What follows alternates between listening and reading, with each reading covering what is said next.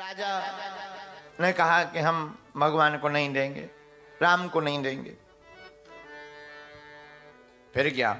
तब वशिष्ठ बहुविधि समझावा और नृप संदेह नास कह पावा। तब वशिष्ठ जी ने राजा दशरथ को समझाया। लेकिन इस चौपाई में एक बात हो महाराज, तब वशिष्ठ बहुविधि,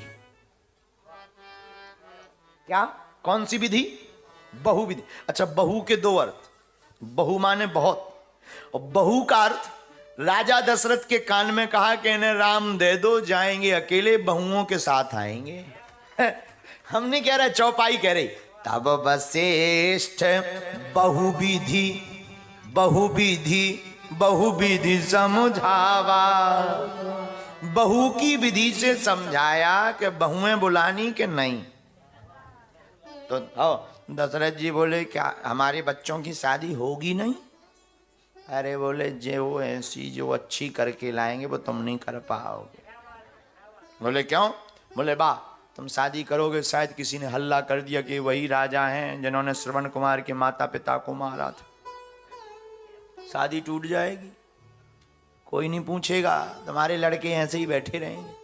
राजा बोले ये बात बहुत अच्छी है, और हर व्यक्ति चाहता है कि बहू, कौन सासू माँ और ससुर नहीं होगा जो बहू ना चाहे?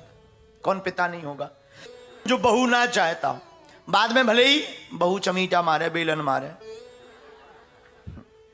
वो बात अलग है। हाँ बोलो जय सिया राम। कई लोगों के घर तो बहू आने के बाद ही टूटते हैं। एक बार एक आदमी हमसे बोला, बोले बेटियां माता पिता को बहुत मानती, और एक सज्जन हमसे बोले बेटियों को अगर माता पिता का अधिकार, माता पिता को रखने का अधिकार होता तो एक भी वृद्धाश्रम नहीं होते। लेकिन हमने इस बात में थोड़ा सुधार किया। हमने कहा सुनो, बेटियों को माता पिता को रखने का अगर अधिकार होता तो एक भी वृद्धाश्रम नहीं होते, हम ये बिल्कुल मानते हैं। लेकिन जो बेटियां बहू बनकर जाती, वह सास ससुर को अगर माता पिता मान ले तो एक भी घर में फूटन नहीं हो सकती है? अच्छा एक बात और, शादी के बाद सासू मां चाहती है जो बहू आए वो हमें बिल्कुल बेटी जैसी, हमारी बेटी बनकर रहे, हमें माँ जैसा माने। और जो बेटी जाती है बहू बनकर, वो सोचती जो हमें सासू माँ मिले वो बिल्कुल हमें माँ जैसी मिले। लेकिन दिक्कत क्या है? सासू माँ स्वयं माँ नहीं बनना चाहती, बहू स्वयं बेटी नहीं बनना चाहती। और दोनों, सासू माँ अगर माँ बन जाए, बहू अगर बेटी बन जाए, तो घर में कभी महाभारत ना हो। यहां भी बहुत लोग प्रताड़ित बैठे हैं, वो बात अलग है कि सीरियस केस हैं। कई बहुएं बैठी हैं, गुरुजी ठीक कह रहे हैं, हमारी सासू माँ तो। एक बार एक बहू प्रवचन सुनने गई, बोले गुरुजी ऐसा कोई मंत्र बता दो कि हमारे घर में, हम घर जाते हैं लड़ाई होती है, कोई मंत्र दे दो। महात्मा बोले मंत्र नहीं, हम तुम्हें जल देंगे, लड़ाई नहीं होगी। कर ले आना। बोतल लेकर आई बहू, बोतल में बढ़िया केसर वेसर शक्कर डाली, महात्मा ने फूंक लगाई। बेटा घर जाना। सासू माँ लड़ती बहुत, घर जाते तुरंत आ गई पुजारनी, बाबाओं के पीछे डोलती रहती है, काम कुछ करना नहीं, लिया चंदन लगाया, बन गई बाबनी, बहुत गाली मिलती। महात्मा बोले कोई बात नहीं, घर जाते ही 2 ढक्कन जल मुंह में रख लेना, ध्यान रहे गले से नीचे नहीं उतारना है, मुंह से बाहर न आवे, क्योंकि मंत्र लगा है, पाप लगेगा। 5 दिन में बदलाव हो गया। वो घर गई, सासू माँ का तो रोज का काम था गाली बकी हो, ये भी देने ही वाली थी। तब तक महात्मा जी का वो जल याद आ गया, उसने ढक्कन लिया और 2 ढक्कन। अब ये गाली तो बकना चाह रही, पर नियम है कि गले के नीचे नहीं ले जाना है।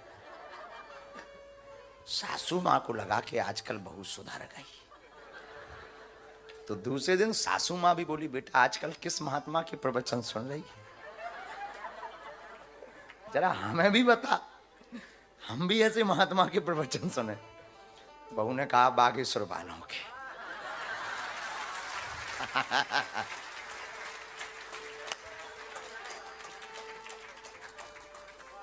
वो बहू फिर आई, कथा पूरी हो गई, हम जाने लगे। बहू आई, बोले गुरुजी आप चले जाएंगे पर ये जल बढ़ा जाएगा, फिर तो लड़ाई होगी। हमने कहा बेटी एक बात बताओ, तुम्हारे घर में नल आता है? अरे हाँ। हम कहा जैसे ही कम हो गए नल का जल लेना, उसमें थोड़ा शक्कर डालना, थोड़ा अपने हिसाब से केसर वेसर डालना, जब जब कम हो गए तब तब प्रयोग करती रहे। अभी 2 साल बाद वो हमें मिली। हम कहा क्या हाल है? सब फिनिश। हम कहा क्या फिनिश? हम कहा बिल्कुल तो नहीं। अरे बोले नहीं नहीं गुरुजी, भगवान की बड़ी कृपा है, रोज सुबह सासू मां चाय बनाकर पिलाती है।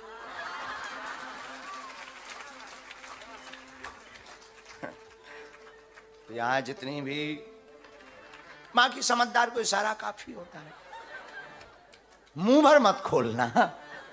बाकी हमारी गारंटी तुम्हारी सासू मां कहेगी कौन महात्मा के प्रवचन सुने, क्योंकि बहुत से लोग हमारे सामने, भगवान की बड़ी कृपा वाईफाई हमारे पास है तो हम पढ़ तो लेते हैं कि बहुत सीरियस केस सामने बैठे हैं। ये नहीं बताएंगे कि कौन कौन, कुछ लोग तो अगल बगल भी बैठे पर इमरजेंसी लैंडिंग के कारण बोल नहीं सकते हैं। वो बात अलग है। तब वशिष्ठ बहुविधि समझावा, वशिष्ठ जी ने बहुविधि से समझाया और राम जी और लक्ष्मण जी को दे दिया। चले।